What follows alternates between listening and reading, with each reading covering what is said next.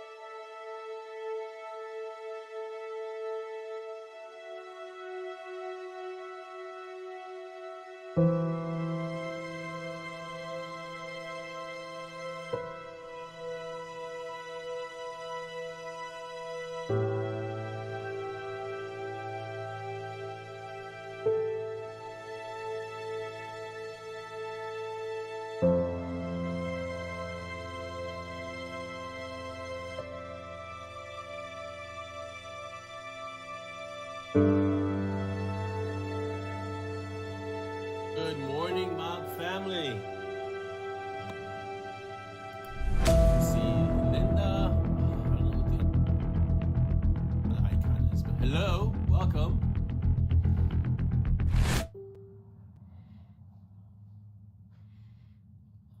Welcome and good morning. Hello, Helen. How are you? Linda, good morning. Lee, good morning. Jim, good morning. How are you? Welcome. Chris Mendoza. Hello. Joe, good morning. Again, I say good morning, but you can apply whatever time zone you're in. Let's see if I can refresh this on the screen.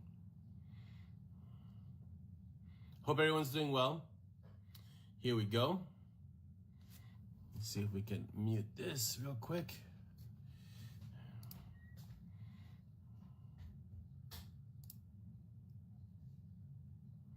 There you go. Good morning. Happy Friday, Kathy. Hello. Good morning. You made it, Joe. Federica, hello. We are live on YouTube. Hello, everyone on YouTube. Welcome to our episode, Mob Cafe Clutch, episode 72. Can't believe we've done 72 of these already. Happy 1630. So is that 1230? No. What is 1630, Lee? Craig, El Dragon, hashtag villain. Good morning. Hashtag villain. Good morning, Heather. Tanya, good morning. Happy Friday. Hope you're all doing well.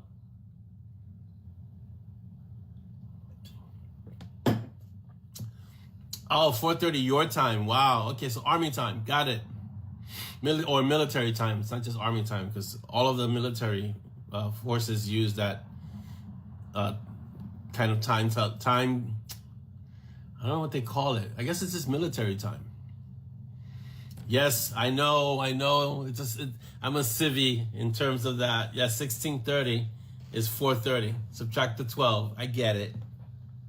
Morning, Paige. Welcome. All right, let me go over we already have like 12 people, so let me just go over these the announcements quick that we always start with. So we're at episode 72 of our Mob Coffee Clutch. Welcome. Right, 24-hour time. That's what it is, Paige. 24-hour time. So I always do subtract 12, and that gets it. World time is also 24 hours. Awesome. See, I learned something new today. Fantastic. All right, shout outs to everyone on YouTube. Hello, YouTube world. How are you guys? Thank you for being here with us today.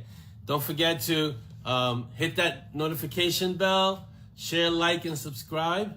And anyone who isn't on YouTube, go find us on Ben Peach's Storyteller on YouTube. We're there. So, and again, hit the notification bell and subscribe and share. That'd be awesome. Good morning, Cynthia. Welcome. Special shout out to our resident technomancer, Chris Mendoz, who does all the behind the scenes magic that kind of aligns what we're doing here with YouTube. So huge shout out to Chris for that. We're also on Instagram at Bitten Peaches. I didn't post much last week because I'm in the midst of like hitting the deadline for Sepia, but I did post like once or twice. So I'll try to do it more regularly, but try to find us on at Bitten Peaches on Instagram, and you get all these awesome inserts or excerpts of the stories. They're not in any kind of particular order, but as books come out or as they're really interesting pieces of the stories, I try to put them up on Instagram. On ZAZZLE, we have swag. We always have swag. So go to ZAZZLE at M&S, EMANDES. Find us there and you can get your swag on. So we'll get some swag at our ZAZZLE store. Patreon, we want to welcome Lisa Simpson, who joined as a patron recently. So thank you, Lisa, for being a patron of, the Monty and Strong and all the assorted worlds that we're in the midst of creating. Thank you for being a patron. The e-newsletter. Oh, every month it's the same to this newsletter. Okay. I'm definitely going to get on a rhythm with this e-newsletter because I want to be able to use it to kind of promote things that I don't promote anywhere else. So it's going to be a little bit exclusive, the e-newsletter. So I think there's about 5,000 people on that newsletter right now. I'm going to start using that forum to start promoting things that may not be in the mob, although I like putting things in the mob, but may not be anywhere else. So the e-newsletter will probably be the second week of every month from now on, starting next month. So just a heads up and make sure you whitelist it so it doesn't go to your spam folder. We're on BookBub. So it's right across the street. BookBub is not across the street. So go follow us on BookBub. Find me, follow me, and then leave your reviews. Don't have to be books. They can just be a sentence or two. But basically what it does is like the whole thing like with Amazon, it creates a social proof. So go find us on BookBub if you haven't already. And, just follow us and leave reviews for the books that you've read and enjoyed. Or even if you haven't enjoyed, just be honest with your review. That's the only thing I always ask. Binge books. Again, find us. Binge Books did a spotlight on me recently. They're constantly doing spotlights. So I did a spotlight on Binge Books recently, and just go there again, same thing. Find us and find the books and leave a review. They don't have to be long. Like Chris is saying, love the book. That's your review. That's it. Doesn't have to be long. Babe, can you hit the fan, please? Violently? Hit it violently, yes. Thank you. So summer's coming, and my body runs hot, so I need to have the fan because I like the dog, which that was nice. I get hot, and so, you know, hotter than I already am, I get hot. I mean, I'm a person who wears shorts year round because I just get, my body runs that hot. And I think we're hitting the 90s this weekend. It's gonna be insane. Bye, baby. So, yeah. Oh, we are, so let me check the feed a little bit so I can see what I missed. We are in the Google search. That is awesome. That means the SEO is working. Paige says, not just military. In New York criminal justice, we use 24-hour time. I guess it's because it's more accurate, the 24-hour time, so that makes sense. Hello, Brandy. Welcome to make it 2 weeks on time. Fantastic. Mary Beth, good morning. Lisa, good morning, and thank you for signing up as a patron in our Patreon. That's fantastic. Huge shout out to you, Lisa. Newsletter can definitely be good for building followers, for sure, Brandy. I definitely agree. Exclusive announcements and giveaways are a huge draw. Any possibility of prizes?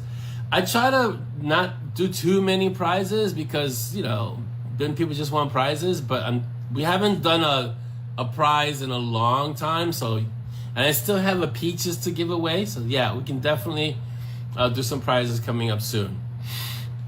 Dolly says I'm hot all the time. This is true though, but she's biased. But this is still true. Craig says he's running out of replacement words for awesome. Maybe I need to write a stinker. I don't want to write a stinker, Craig.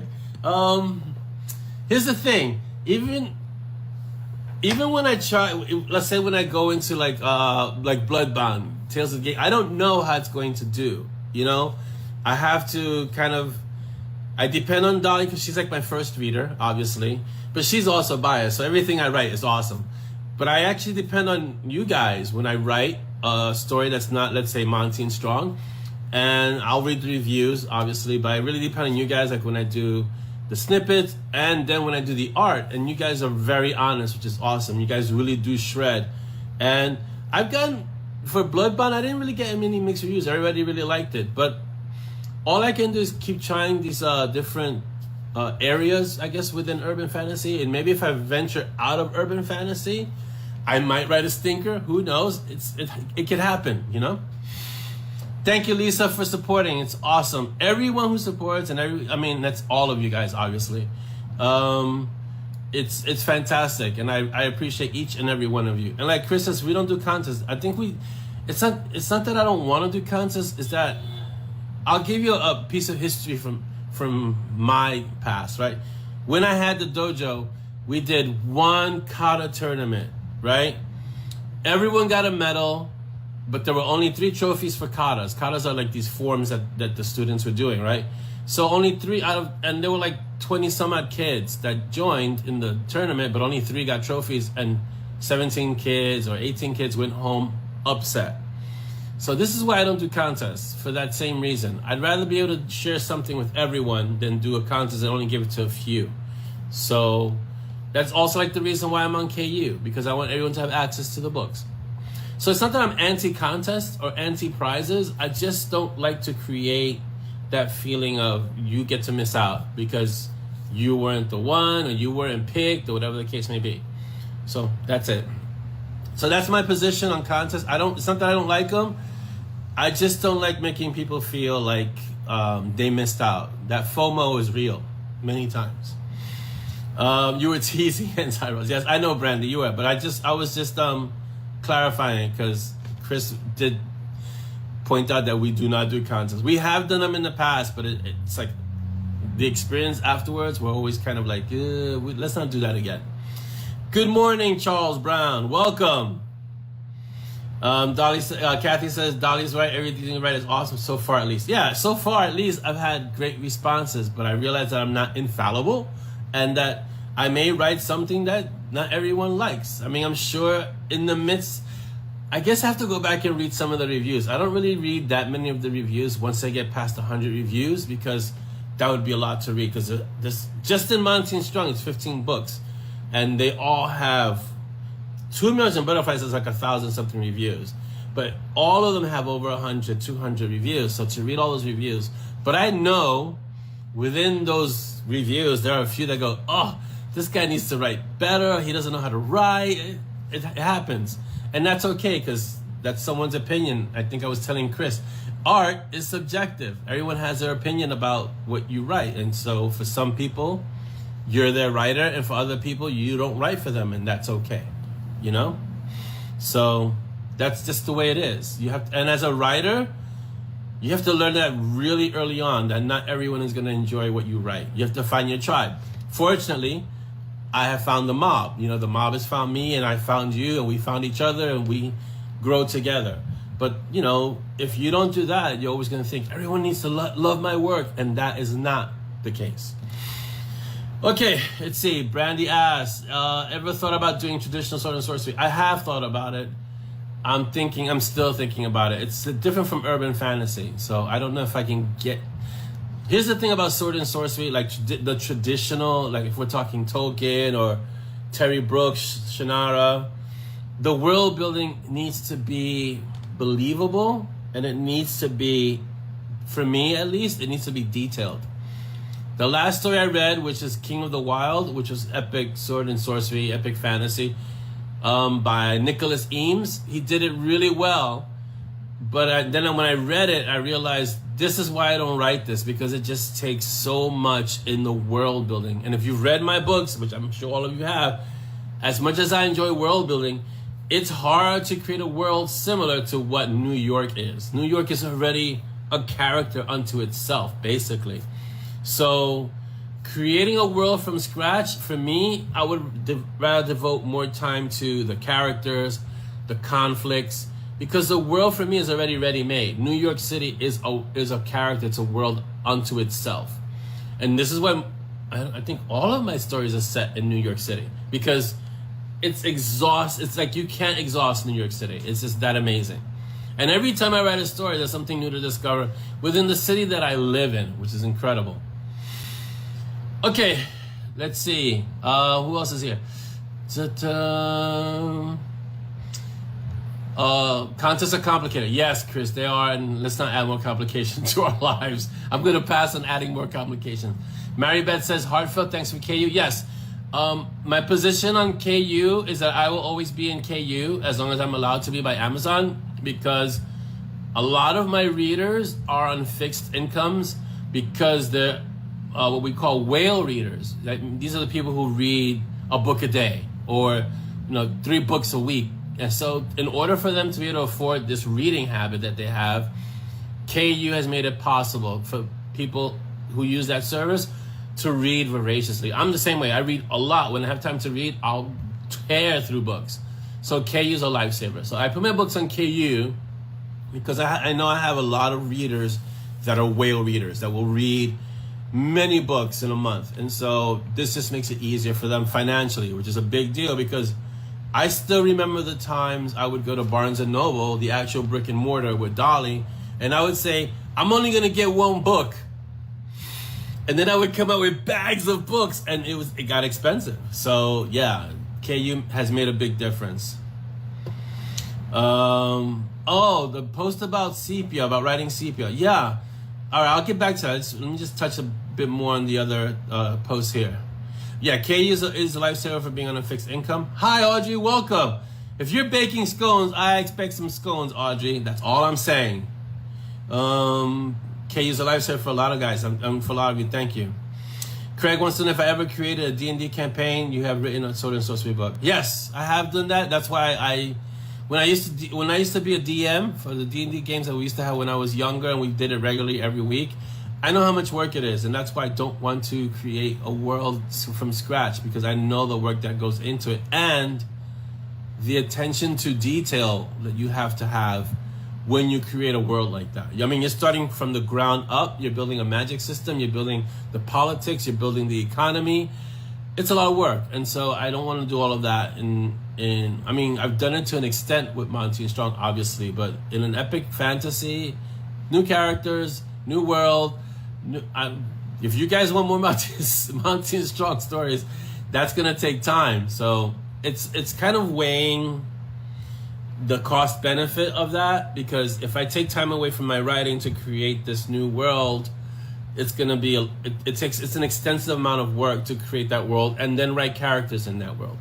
So that's why I've been a little hesitant to do it. But I might do a short story, or novellas in an epic fantasy fashion. I don't know. I'll think about it. I won't say no. I never say never. But I kind of, how do I explain it? I have a love-hate relationship with New York City. I hate this place sometimes, but I love my city. And so this is why I showcase it in my stories, because it's like, it is a character. And so for me to write another world, for me it would always just be kind of copying New York City. I try to bring what New York City is to an epic fantasy. Why not just write New York City in urban fantasy? So that's why I don't do it.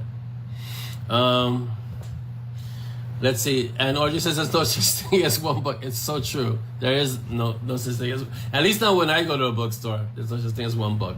It's a little easier when I shop on Amazon. I can just click on one book and get it. But if I go into a bookstore, first of all, you might as well lose me for about 3-4 hours because I'm not coming out. And I'm coming out with my hands full. So, yeah. Brandy says, I can use D&D for characters. My husband creates maps and universes if interested. What about urban with sword and sorcery in New York? That's urban fantasy. So sword and sorcery in New York is urban fantasy. So I don't need to go... It's not considered high magic. High magic has to do with the setting more than the magic and what's happening. So bringing sword and sorcery, I do that now with Monty and Strong. It's urban. That's considered urban fantasy. My attempt at grimdark, the closest I've gotten to grimdark is, I guess Nixia and Acheron, the Knack, is close to grimdark. I don't say Gatekeepers is more neo-noir, I call it neo-noir, but Nixia is closer to grimdark, and that's not even really it's like light grimdark. Lisa says, I identify as a whale reader. I use KU a lot, but once I find books I want to reread, I buy them. Awesome. I think having the option is good, to have both. Like, you go in KU, you find an author you enjoy, you read that book, and then you go buy that book as well, because now you're supporting the author also. I mean, you support them in KU, but you also support them when you buy the book. So it's both. I do the same thing. I'll find an author on KU, or I'll find an author. Usually I don't go in KU as much. I'll just get recommendations, and I'll buy the first book, read it, and I'll buy the entire series without reading it, because I want to support the author. Let's see. I identify as a whale reader. I play D&D every weekend. My husband's currently running 5 campaigns. I can't do that. That's like writing 5 books at once. Pass, Brandy. Let's see. He claims he can't tell stories. Yeah, Dolly says the same thing, and then she creates these amazing stories on the fly. Don't believe it. Craig says, speaking of New York, what the hell is up with monkeypox? I don't know. I just found out about it like yesterday or this morning, about this monkeypox.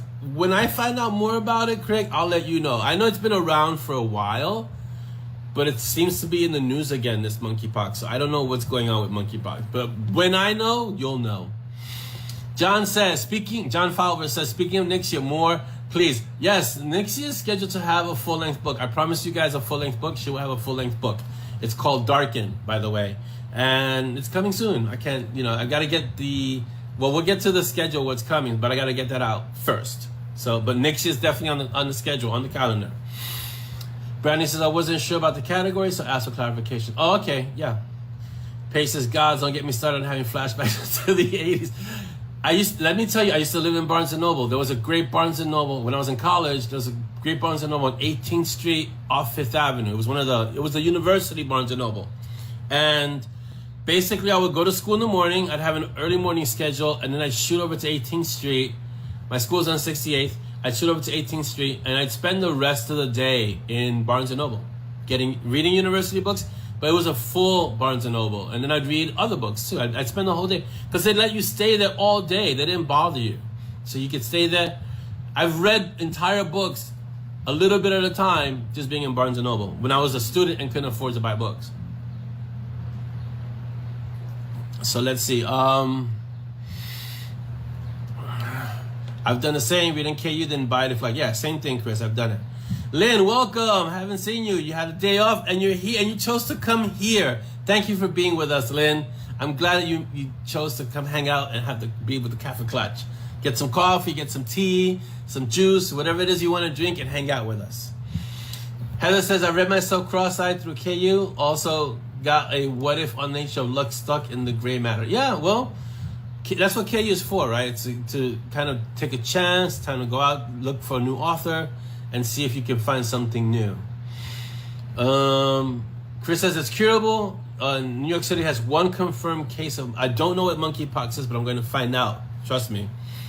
Paige says, true, mortality rate is much less than AIDS was in the day. Yeah, when AIDS was out and in its height, it was really bad. And it's still out there, but it's not in the news anymore. But it's still out there.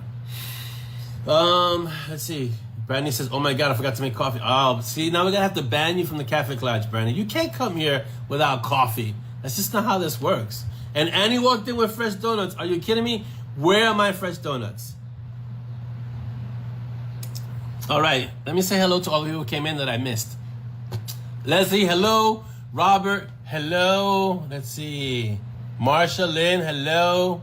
Cynthia, hello, just in case I missed you guys. If I miss any of you when you walked in, Renee, hello.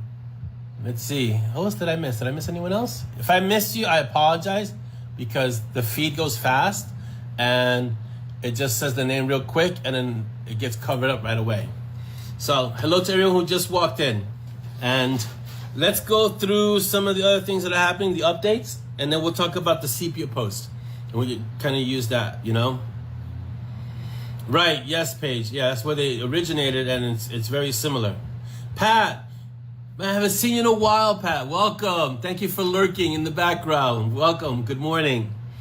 Okay, so book and audio updates. We have a new patron, Lisa. I already said it, but thank you again, Lisa, for supporting. It's awesome. I'll have another story, but it's only for the patrons. But it's the December story, and that's the one that's called. The title is called JAVAMBROSIA. You guys are gonna love that one because that's with Simon and Coffee and Monty, and it's a fun story. So that one's in December. That's the end of the year, kind of wrapping up the year of the short stories for the patrons. Okay. We'll discuss. We're gonna get to the authors that we're promoting shortly, but let me go through this. All right, here we go. So, Sepia, the art is going to open on Monday. The book is almost already. Let's see. Let me tell you where the book is at right now. It's at 54,694. Geez, that's supposed to be 50,000. So the book's already 54,000. I'm at the last fight. I can't say what the last fight is because that's gonna spoil it. But I'm at the last fight. It'll be done today, tomorrow, and then Sunday I go over it again and give it like a quick pass and make sure there's nothing too blatant in terms of continuity. And then I hand it over to the art and you guys shred it. And then you have a week to shred it. And then it goes back and goes for another round of edits. So, but Monday, 5/23, let me look at the calendar, 5/23, Sepia art opens. I'll be working on the outline for Blood Bond, even though I already have a rough outline because of book 2.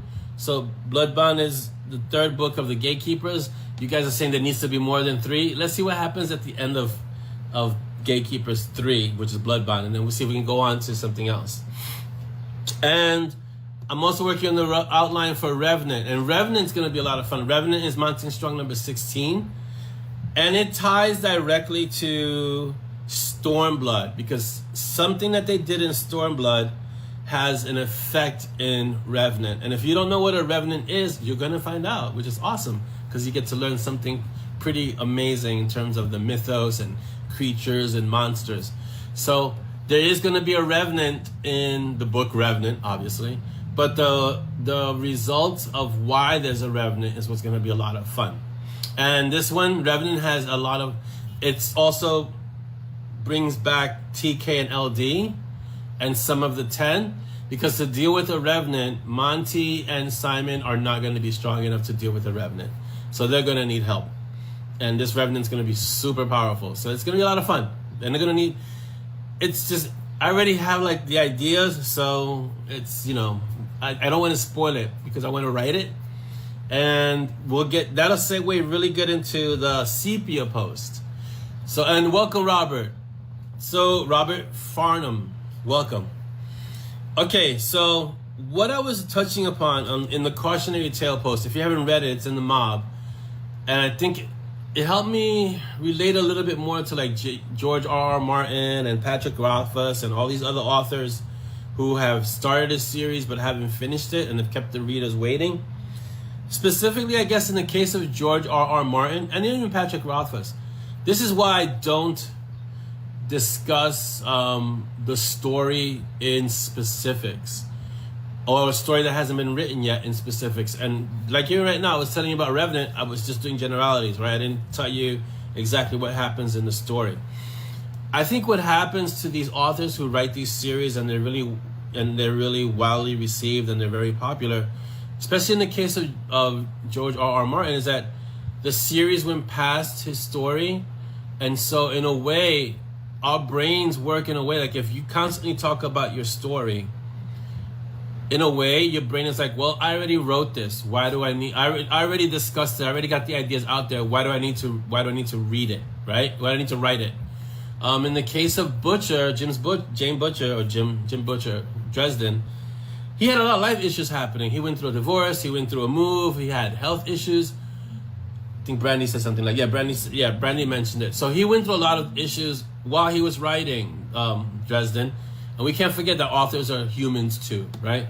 So that's another reason why sometimes things get delayed. But I think one of the primary reasons is that when you start talking about your stories, which is why authors are a little cagey sometimes about their stories, like when you ask them, what are you working on? You won't ever get a real direct answer. Most of them will give you a vague outline of, this is what I'm working on, or this is the next story, but they won't give you details. The reason you don't get the details is because, at least for me, if I go through all the details before the book is even written, it's almost like, why do it now? I already gone through the book. I already kind of explained the story. And your brain kind of short circuits a bit when you try to write the story. That's one of my explanations. I don't say that's the science of it, but I think that's one of the reasons. The other reason is, like I was saying, the voice. And I said in the post, I think you're writing a book at a certain point in time. As you grow and mature, if you don't continue the series, because the series needs to mature with you, right?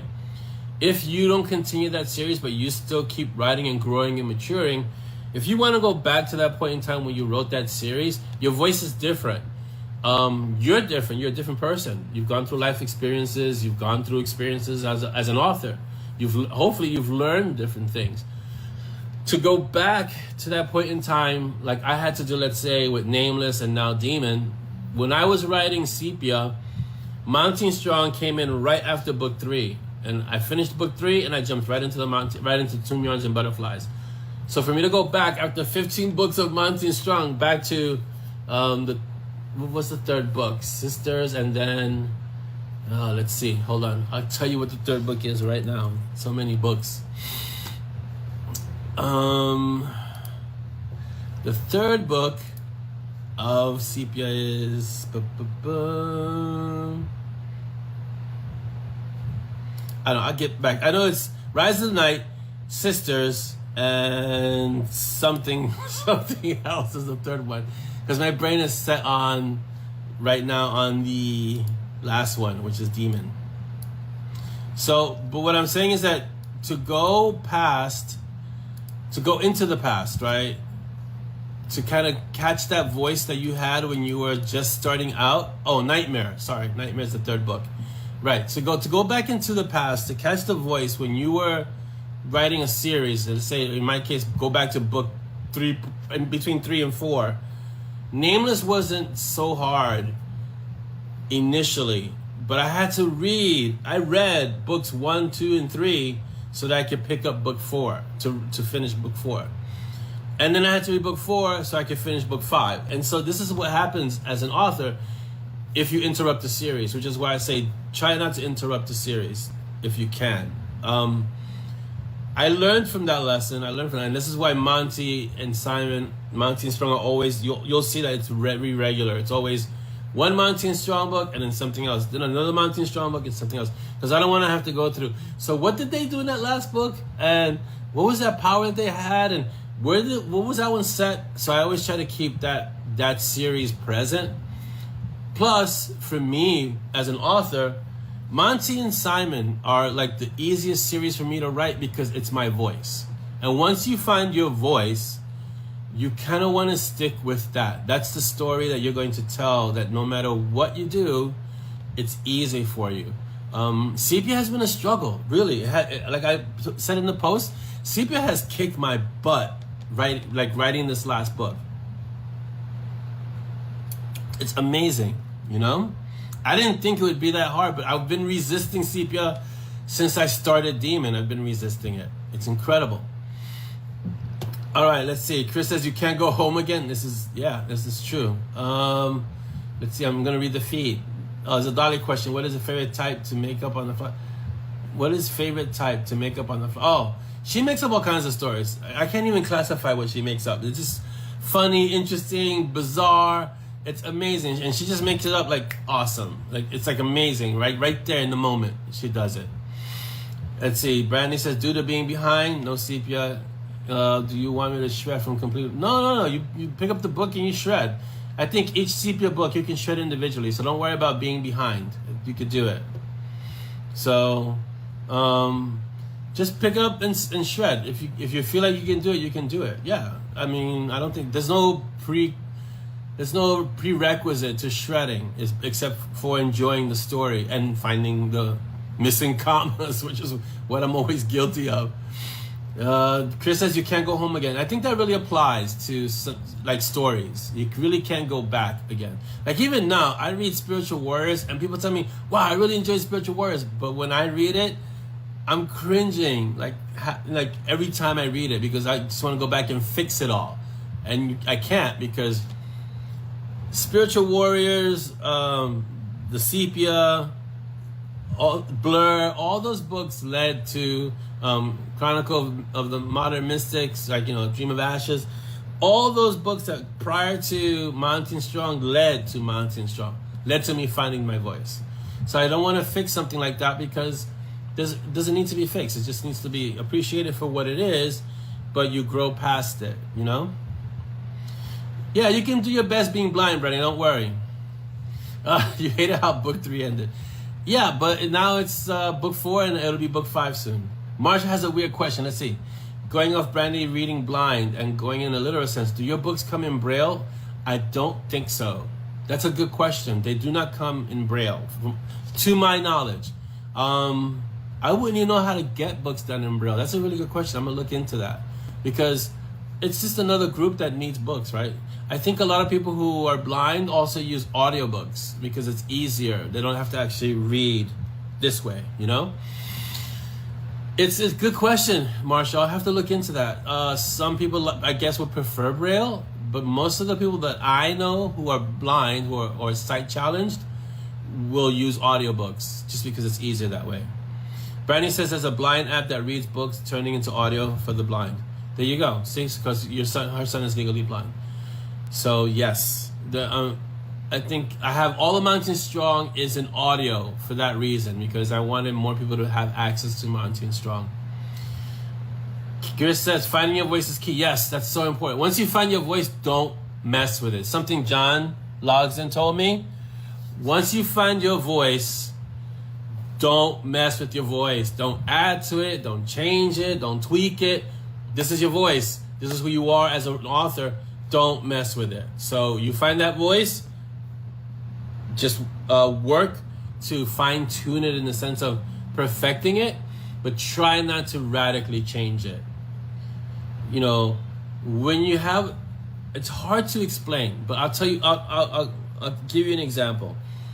As I was writing the outline for Revenant, which is the next Monty and Strong story, the first chapter already came to me as I'm writing the outline. I can already hear Monty and Simon discussing what happened. TK comes in, LD says something, Dex says something. I'm already hearing the voices. Yeah, I'm hearing voices. I'm already hearing the voices dialogue as I'm writing the outline for the story. I don't even have the entire story in the sense of the details, but I have the general story. And because I have the general story and I have the voice, it's like Chris said, the characters almost write themselves. So you have to not mess with your voice. Once you get your voice, that's it. You have to kind of nurture that so it grows. Heather says, I know this from evolving as a writer and rewriting on my SNS manuscript and fixing my UF one. Yes, you'll learn with that. Let's see. But Silk is the best. Yes, Mary Beth, Silk is the best. He's going to make a cameo soon. Soon. Let me see how soon. Probably towards the end of the year. He's going to make a cameo. Don't worry. Silk isn't gone yet. John says, Library of Congress, I think, will do Braille books, but audio does seem to. I think so. I think Braille books, it's a very specialized thing, but the audio is just as easy for most people who are sight challenged to listen to. So yeah, I think the audio is the way to go. Marsha Lynn says, I agree, don't mess with your voice. It's amazing. Thank you, Marsha. I try to, let's see. I try not to mess with my voice at all. Like when I'm writing Mountain Strong, I'm writing Mountain Strong. When I'm writing Gatekeeper or any other story, I try to still use my voice with different characters. So the characters kind of conform to the voice. I'm trying to change the voice to fit the character. I change the character so that they conform to the voice. Every story that I write outside of Mountain Strong has some facet of Mountain Strong in it. Like, if you look at the dynamic between Porter and Bug, there's still some Mountain Strong in there. It's just not as pronounced, but it's there. The friction, how Porter is a little bit more reserved and Bug is a little more homicidal, that kind of thing. It's a variation of what happens in Mountain Strong. Let's see. We've missed you too, Lynn. Lynn says she's missed this lovely lot. We've missed you, yes. Brandy says, have you considered turning M&S into comics for your husband? I don't know specifically for your husband, but I have considered making graphic novels out of Mountain Strong. That just needs more time and finding the illustrator. I've discussed it here a few times. In order to make Mountain Strong or the Mountain Strong Detective Agency into comics, I need an illustrator who could do the characters the right way. And it's only a step from having them as comics to having them as an anime, which is also the next step. So yes. Chris says the cost of Braille is too high. I believe it. It's probably prohibitive at this point to create a book in Braille. So yes. John says, it's the subtle snark. I think it is that. It's the snark. It's the trying to make sure that the characters are fully fleshed out as three-dimensional. Laura, welcome. I got that a lot in The Way of Bug, the second book in the Gatekeepers. Like in the first book, she just seemed like this companion that was hell-bent on killing everything. But I was able to flesh her out a little bit more in The Way of Bug. You got to see her more as a character, as a person, not just a homicidal killing machine. And that's what you want to do. And so you have to let the characters shine just a little bit, but they have to have their voices. They each have to have their voices. So it's interesting. It's nuance, right? Each character has a voice, but under the umbrella of the authorial voice, they each have their own individual way of being. And so it's almost like we have to give a class on what is voice, which is kind of ethereal, and how do you translate your overall voice or the overarching voice of an author into the individual voices of a character in a series or in a story, so that it's not just the author speaking, but each character has agency and each character has to sound distinct. Like, you're never going to confuse Monty for Simon. It's never going to happen because they sound so different from each other. Same thing with Bug and Porter, or Gray and Coda. You're never going to confuse those characters. It's really important that they each have their own voices. They each sound distinct. You should be able to write a paragraph or a block of dialogue without attributions, without the he said, they said, Monty said, Simon said. You should be able to write a block of paragraph and know who's saying what in each line. If you can't do that, if your voices are too similar, then you need to work on your character more. It means you don't know your characters well enough. because they need to be able to sound distinct from each other. Like, you're never going to confuse one of Monty's responses for one of Simon's responses, or Dex, or the Morrigan, or Chi, or any other character that's in the Monty and Strong world, because they each have their own voices. And that should be the case in any story you write. As an author, that's the case in any story you write. I have issues when I read books that I get confused about who's speaking, because that means to me that this author doesn't know his or her characters well enough to make them distinct enough. And if you have to start looking at who's the one speaking, then something is missing. That's all, but it's a matter of practice also. Brandon says, not just my husband, all the nerds who love comics. Yes, I'm a nerd. I love comics. I grew up with comics. I started reading with comics as well as books, but comics are immense and awesome. So yes, if I could make a Monty and Strong comic, trust me, you're all getting it. So don't worry. I'm looking into getting illustrators, but it's, again, finding time. Welcome, Laura. Welcome to have you. Thanks. I'm glad you made it. I hope everything's going okay with the shoulder and the rehab, you know? Peacock is turning books into cartoons and anime, something to explore. Yes. Again, it's a matter of organizing the time, and all that stuff takes time away from the core, which is the writing. So in order for me to explore all these other things, I have to have enough writing done so that I can divert some of that attention to, okay, how do we make a graphic novel out of Monty and Strong? Because that's what I would do. I'd make a graphic novel out of Monty and Strong. So yes. Chris says these shows are instructional to writers who listen. I hope so. I mean, I hope, if you're a writer, or if you're an author, even if you haven't written anything, you're still an author, right? Or a writer. And you have a question, please feel free to ask me, either here or PM me. I will answer your question to the best of my ability. And if I don't have the answer, I'm certain I know authors who have the answer for you, and I can point you in that direction. Yeah, I know we're close to the 15 minutes, but we got time, a little bit of time. Let's see. Brandy says, I love Dex. Man, me too. Dex is like amazing. He was so awesome in Stormblood. Oh my God. You know, and I'm saying this like I'm the one. I'm fanboying, sorry. But I'm saying this like I'm the one who didn't write it, you know, but Dex is such a great, great character. And what you got to see in Stormblood, which is nice, I think was another dimension to Dex, is that there's a very, very human side to Dex. A very, like, he's kind of lonely. He's an older mage. His peers are either gone or he doesn't see them. And so it's like, you get to relate to Dex in a different way. He doesn't have many friends, and he treasures and values the few that he has. It's really awesome. And the same thing with Nana. Like, I love how Dex, when Nana comes onto the scene, if you haven't read Stormblood, this is a little bit of a spoiler. I hope I don't completely spoil it for you. But Nana shows up at the end of Stormblood, and Dex is kind of like, okay, now I'm not the one that's dealing with this. She is, right? So he defers to Nana because Nana's a force to be reckoned with. But even so, I mean, it's like their interaction, like they really get along really well, and I can't wait. They actually have a story called Old Magic that I have to write. And so, and that novella series deals with, it's more how people get treated when they get older, right?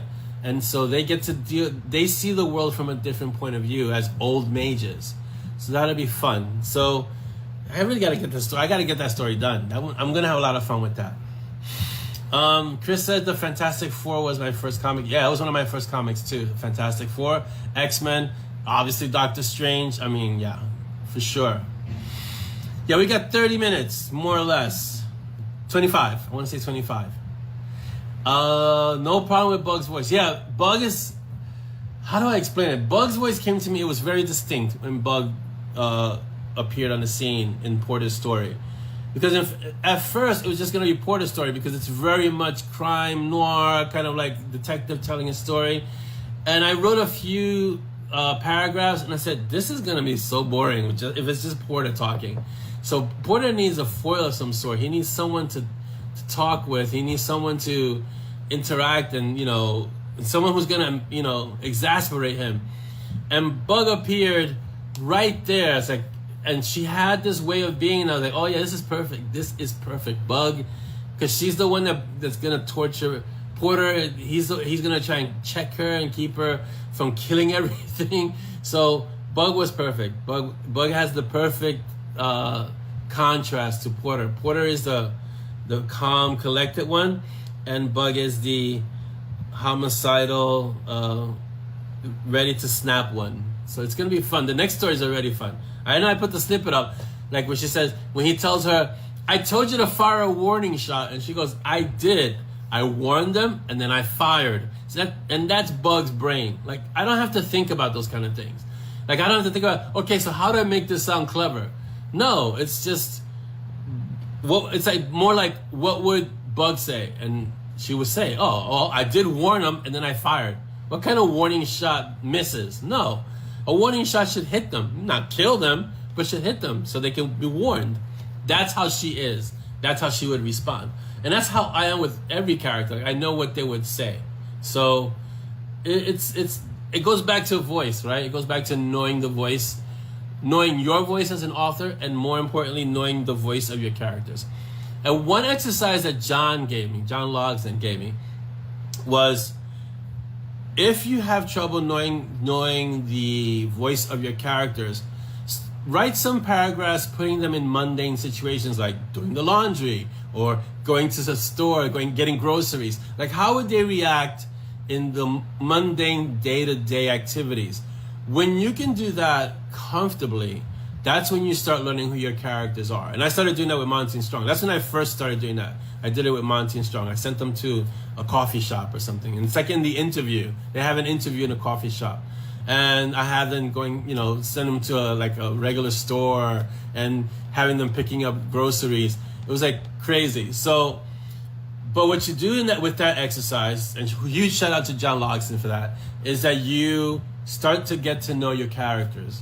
And if you can know what they would say in a mundane situation, you're going to know what they're going to say when the world is about to end, or there's this crazy mage out to kill everybody. You're going to know. So, yeah. Charles says, Old Magic Story sounds awesome. It's a lot of fun. It's a lot of fun in my head already, but I'm not going to say much more about it because I want to write it. The Phantom. I grew up reading The Phantom in the newspapers. That was awesome. Especially the Sunday. I always got the Sunday paper because the Sunday paper, I don't know if you guys got it, it was all in color. It was the only paper that was in color of the week. And so you got to have all this, like you would immediately gravitate to the newspaper and grab the comic section because that's the one that was really interesting. And it was basically a comic book of many comics. It was fantastic. I remember growing up, hijacking the Sunday paper. It was amazing. I used to read Archie comics when I was growing up too. I didn't read much manga when I was young. I didn't get into manga until a little older, but definitely Archie. I used to read Archie and Jughead, Veronica, yeah, all of them. Okay, I gotta get to the questions. All right, guys. I don't have my co-pilot with me, Dolly's always there, like she gives me the. So before we get to the questions, Chris, let's promote the authors. We have authors to promote. I think as an author, it's very important that we always promote other authors, right? So it's really important. So this week we have, let's see, hold on, let me just get real quick the list because it was Chris sent it to me. We have Noah, Nasri, Stephanie, Rick, and Chris. So Chris is gonna put the links up to the books, and the first is Rick. Okay, so the first is Rick Gualtieri. Rick Gualtieri has a room, like our mob. It's Twat Waffles, I think, but it's Rick Gualtieri's room. And Rick is the author of Bill the Vampire, if you don't know who he is. So this is the first book, Bent, Not Broken. Guys, go get... So the reason we have a mob in large part is because I sat down with Rick, because he already had his room formed, and I picked his brain on how do I start a room? How do I start a reader room? So between Rick and John Logsdon, who helped me with the launch team, this is why we have the mob. The next book we have is Noah. Noah is one of the WTAs. I've known Noah for even before he was an author. And sometimes they get, I think it's, the whole story? It's his latest book. And Noah has a particular sense of humor. He's really close to John Logsdon. So if you like John's humor, you'll love Noah's humor. And he writes really great stories. He did a lot of PPD. He did the Bangkok PPD. So pick up Noah's book. It's awesome. Sometimes I Get Away, I think is what it's called. So it's really awesome. Coming up after Noah is Stephanie Fox. So Stephanie Fox is part of a couple that I met at 20 Books 50K, and Stolen Trinkets is the book. She and Alex, her husband, they write stories together. He writes and they both write together, or sometimes he does marketing and she does the writing. And she has the Chaos Mages, if I'm not mistaken, which is another series. And so Sometimes They Get Away is another book that they're promoting. Go get all their stuff. They are excellent writers. Nasri, I met at 20 Books 50K as well. Nasri exploded. He had like one book, and then I blinked and I turned around and he had like 10 books. So Nasri is a great writer. This is A Touch of Fever. This is a series. He has several series, right? And get his stuff. Go get Nasri's stuff. He's a great writer, and you know, we like to support our indie authors. It's really important. So who else do we have? This Chris Chrisman guy. We just let anybody in the mob. We promote everyone. So Chris Chrisman is a brand new author. Has a book called Mixed Magic that's coming out. And if the name sounds familiar, it's only because it's missing the 2 at the end, right? So this is our Chris Chrisman from the mob. And almost all of these authors that you read, that we've just promoted, are in the mob as well. So they may not participate, but they are in the background and they watch. Craig, El Dragon, take care. Thank you so much for being here. So Chris Chrisman, this is his debut book, and so I think it's going live in like 6 days. When is it going live, Chris? Soon. I know it's soon. Through them, enjoy the day for sure, Craig. Thank you for being here, Craig. Thank you for all the great posts. I haven't seen a pun post though, Craig. So in the WTA, so answer Brandy's question, we have John Logsdon, Ben Zackheim, Greg Knowles, and me, and it was Shane, but Shane kind of went to do his own thing when he exploded, right? Did his own thing. So Ben does some great books. He has the Relic Blade series, if I'm not mistaken, or the Relic series, so grab his stuff as well. I don't know if you can find the link for Ben's stuff, Chris, but it'd be great to promote him as well. So Mixed Magic, which is Chris's book, goes live on Sunday. So go grab it, guys. I already pre-ordered it, so I have to grab it. So it's gonna come to me automatically. But go grab it if you don't have it. Go get Chris's book. So we need to I want to see Chris with an orange sticker. That would be awesome. See, Lynn says, after Chaos, so Chris by Lynn saying, after Chaos Mages, pick up the Adventures of Zardars. Oh, awesome. So yeah, so guys, grab all these books. Just go. And if I'm not certain, but I'm pretty sure most, if not all, are on KU as well. So get these books and let's support our indie authors. Joe, take care. Thank you for being here so much. All right, guys, we got like 15 minutes. I'm going to get to the questions. So I'm not going to be able to see the feed as much because now it's going to be a little smaller. But yes, Chris confirms. All these books are in KU. Go grab them, please.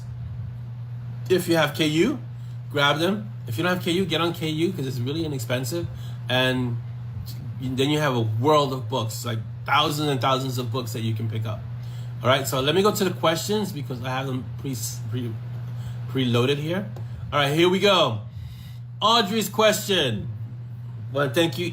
First, I want to thank everyone for submitting questions. The questions are always incredible, informative, and they make me think, and it's fantastic. Please get Chris's book because, yeah, it's awesome, Brandy. You should. All right, Audrey's question is, have you ever considered writing under a pseudonym, and why or why not? Wow, that's a fantastic question, Audrey. I have considered it. I haven't done it because it's creating a whole persona. So you imagine all the stuff that I have to do for Orlando Sanchez, right? And it's really Orlando A. Sanchez because it distinguishes author, and not that A stands for author. A is actually my middle name. But Orlando A. Sanchez, everything I have to do for Orlando A. Sanchez, I would have to do for John Doe, the other pseudonym. It's a lot of work. So I'm adding twice the work, and sometimes it would be a different audience. If I was gonna write in something completely unrelated to what I'm writing now, I might consider it. But over time, I figured I'm gonna do everything under Orlando A. Sanchez because it just keeps everything in one place, centralized, and it makes it easier.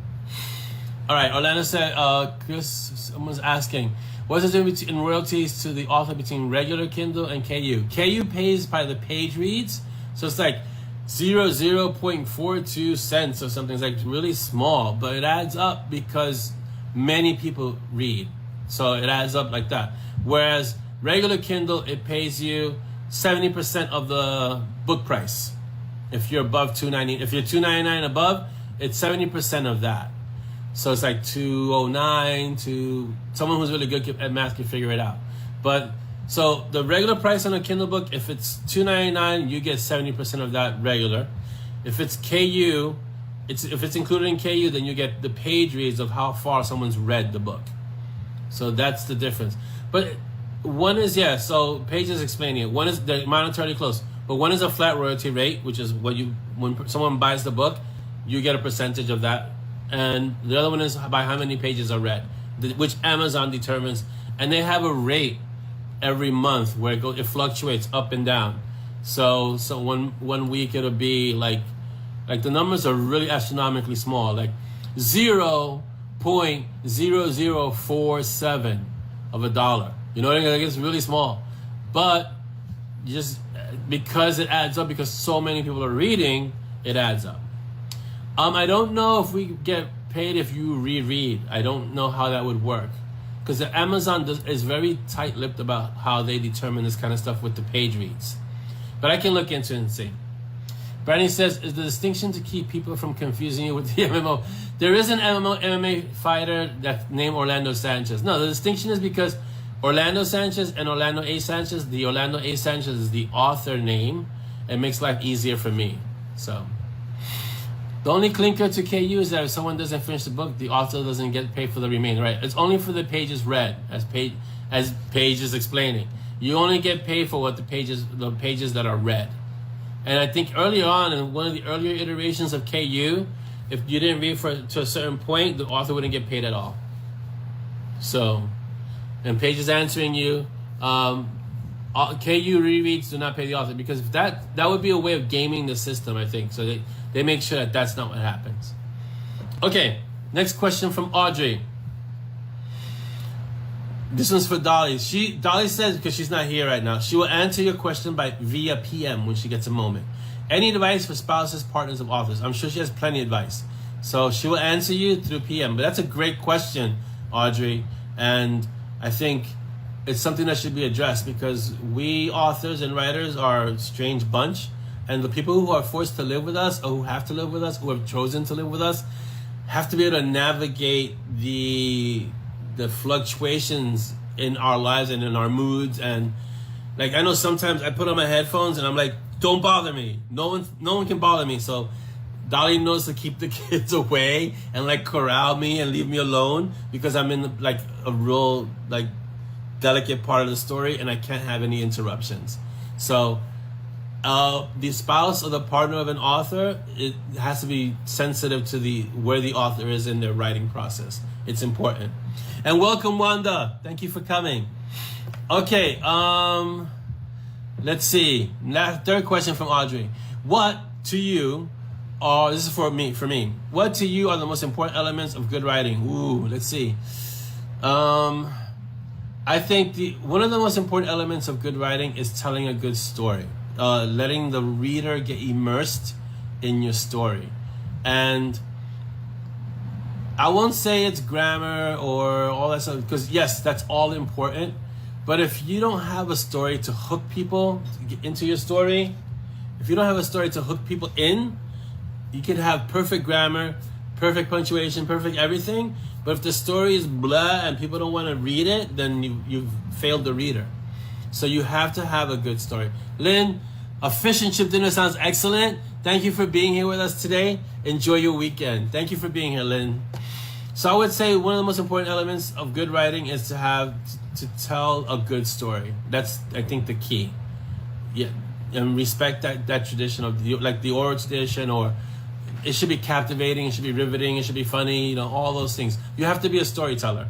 And so That is one of the most important elements of good writing. I mean, you can if you can get the story even through maybe misgrammar or misspelled words, but the story comes through, all the other stuff you could fix. It's very hard to fix not being able to tell a good story. That's an element that's hard, and that takes practice, right? And that takes all the other stuff like learning story structure, learning grammar, learning punctuation. All that kind of falls under being able to tell a good story. It all depends also in the medium. Some people tell great stories, but it's verbal, it's oral, right? So it's important. Okay, you guys deal with those questions and I'll get right back to them, okay? All right, let's see. Next question from Chris. Let's see. Does anyone use Pinterest? I know of Pinterest and I've kind of dabbled in it, but I'm not really into it because I'm already on Facebook, Instagram, Twitter. Pinterest would just be another time-intensive thing. So if there's anyone interested in helping cultivate an account there for Bitten Peaches Publishing, please reach out to Chris or to myself and let us know. Brandy already answered, so that'd be awesome. So yeah. But it's just that look, I get it because I'm doing Facebook, I'm doing Instagram, I'm doing Twitter, and a lot of you are doing more than one social media. So to add another one is work. So if it's not something you can do, please don't feel like you're offending anyone if you say no. That's fine. You don't want to. I don't want you to take on more and just feel stressed. Audrey says, I just don't want to be bothered with another account, another password, another social media site. Exactly, right? Because it's just it's a lot of stuff, and it takes time. Each one takes time. So if you can do it, reach out to Chris. If you can't do it, don't feel bad if you can't do it. Okay. All right. Let's see. Those are the questions. Thank you so much for the questions. You guys are awesome. We need a Pinterest person. Yeah, and we'll keep, Chris will just keep asking for it, and someone will eventually say, I'll try it, and we'll see. There's a difference between a digital ebook versus the paperback copy. Yes, there is. There is a difference. So just realize that. The paperback copy is always going to be more expensive, and the digital ebook, you can bring it on your device, and you can actually adjust the formatting, So, yeah. Let's see. Oh, wow, we got like 5 minutes. So, okay, if you guys have any other questions, because I think we're caught up on the feed. If you have any other questions, this is the time to ask, guys. So, and my closer had half a day today. So she has arrived, so she'll be closing us out today. Not yet. Not yet. Not yet. She's ready to close us now. But she had half a day, so she's going to be here to close us. Close us out for the weekend. Not yet. We got like 5 minutes. Don't rush. Go drink your coffee. Okay. So miscellaneous stuff that we haven't discussed, but that's still kind of out there. Amazon did a blog post, and I was one of the featured authors, which was so totally awesome. And what did they say they were going to do? They're going to talk to local media? They're going to speak to local media and bookstores and stuff like that. So we'll see what develops. I'll keep you guys posted as to what develops out of the Amazon KDP kind of thing that they approached me. They wanted to feature me as one of the authors in their blog. Chris is asking, what age did I start drinking coffee? Chris, I'm Latin. We start drinking coffee in the bottle. I remember, so what Latin households do is that they put a lot of milk and a little bit of coffee. Mary Beth, thank you for being here. Have a great weekend. So what we do in Latin household is a lot of milk, a little bit of coffee, and then the ratio starts to change as you get older, and it becomes more coffee, less milk. Marsha Lynn asks, have you ever done a book signing tour? Nope, never done a book signing tour. Because I'm mostly a digital author at this point, even though all my books are in print. There are paperback versions of it, but I've never done a book signing tour because I've never had the occasion to. Yeah, but once we have Peaches Con, I'm going to make sure we have all the books in print format, and I'm going to sign them. Why not? I'm going to sign them before, obviously, so I'm not going to sign them during. I'll sign them before, have them at Peaches Con, and people can pick them up there. So, yeah. Any other question, guys? I mean, I'm having a great time as usual. I can hang out here all day with you guys. And for those of you who might be wondering what shirt I'm wearing, I don't think this is in ZAZZLE, right? This one? No. This is a Peaches shirt. Special limited edition. This is a special limited edition of one. There's only one. There's only one. And this is a Peaches looking at the moon shirt. Peaches can't wear. We haven't decided yet, Brandon, because we want to make sure that it's safe to meet in a large group, and it's a whole, you still got to worry about COVID and all of that. And but it will probably be in New York, because I'm in New York, and I'd have to find a way to get you guys all coming here, and that would be awesome. But that would be awesome, because then we could do the destruction tour, which would be fantastic. I can't wait to do the destruction tour. All right, Federica, thank you so much for being here. Have a great weekend. Oh, you mentioned you need, this, you can't get, I don't think you can get this shirt. This shirt, I actually had it made. Like, I designed it and made it, so I saw the moon, and I had peaches, and I put it together, and there you go. So welcome, Pat. We're leaving very soon, but thank you so much for, did you leave and come back? Is that what happened? Oh yeah, we have UK readers, our UK mob. I don't know how we're gonna get them to a Peaches Con. Either we're gonna have to do a US Peaches Con, and then a UK Peaches Con. I think we're gonna have to do that, because it would be hard for them to come all the way over here to the US. So it's easier for us to go there and have the Peaches Con there than for them to travel here, I think, because we want to make it convenient for everyone, right? So, or Zoom.